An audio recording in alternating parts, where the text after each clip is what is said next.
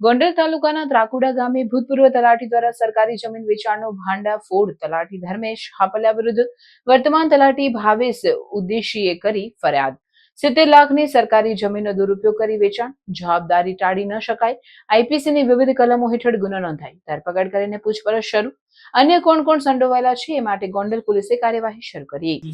ફરિયાદી ભાવેશભાઈ અમૃતભાઈ ઉદેશી ભાટિયા જે હાલના તલાટી ક્રમ મંત્રી ત્રાકુડા ખાતે ફરજ બજાવતા હોય તેમને ગોંડલ તાલુકા પોલીસ સ્ટેશને આવી ફરિયાદ લખાવેલી કે જે તે સમયના તલાટી ક્રમ મંત્રી ધર્મેશભાઈ રત્નાભાઈ હાપલિયા રે રાજકોટ જે તે વખતે ત્રાકુડા ખાતે તલાટી ક્રમ મંત્રીમાં ફરજ બજાવતા હતા।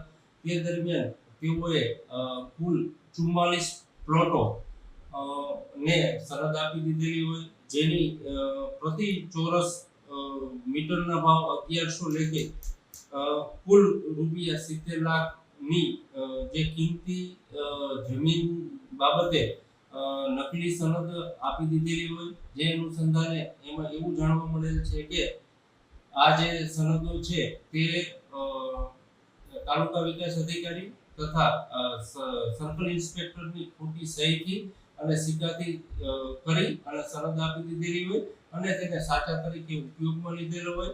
જે અનુસંધાને તાત્કાલિક ગોંડલ તાલુકા પોલીસ સ્ટેશન ખાતે આઈપીસી કલમ 468, 468, 471 લાંચ રૂશ્વત ધારા કલમ 7A, 13A તેમજ 13B મુજબની ફરિયાદ દાખલ કરવામાં આવેલી છે।